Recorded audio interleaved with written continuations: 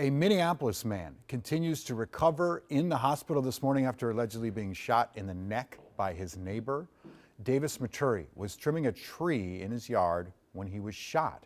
Maturi is recovering from 2 broken ribs, a concussion, and then the bullet that sits lodged near his spine. Court documents say Maturi called police at least 19 prior incidents with this neighbor named John Sawchik.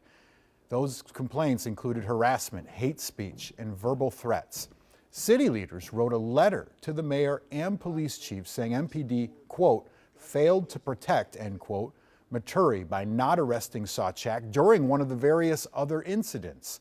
Police Chief Brian O'Hara says that MPD has not arrested the suspect yet because they don't want to get into a violent confrontation.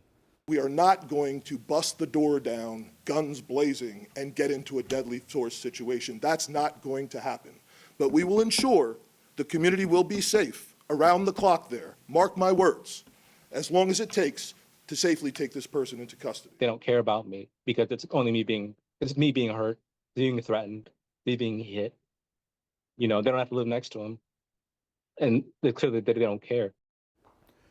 So this suspect, Sawchik, has been charged with second-degree attempted murder, first-degree assault, stalking, and harassment committed because of bias, and he sits in that house right now.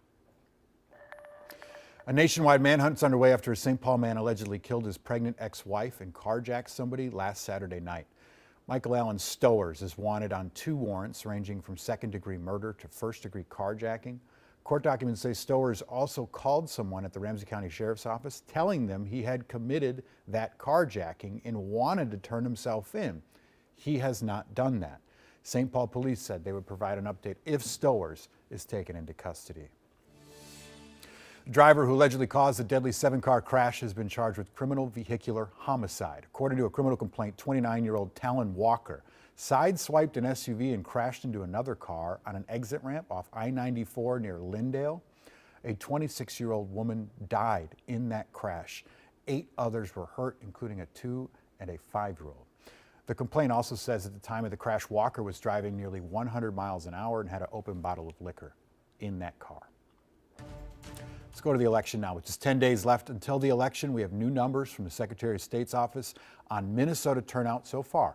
Steve Simon's office reports nearly 566,000 ballots have been accepted in the first 5 weeks of early voting.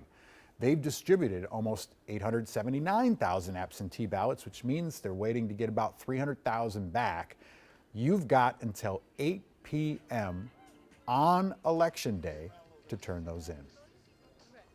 Tesla CEO Elon Musk is pushing on with his $1 million voter sweepstake, despite warnings that it might be illegal. Musk's pro-Trump super PAC gave away 2 more $1 million prizes to voters in Wisconsin and Michigan on Thursday. The prizes go to registered voters who then sign a petition supporting that PAC. Earlier this week, the Department of Justice warned the prizes could violate federal law. Musk promised to hand out those prizes each day until Election Day to voters in certain swing states. Check this out. The Minnesota DNR says it received reports of freshwater jellyfish popping up across the state. They look like this. They're about the size of a quarter with up to 500 little tentacles.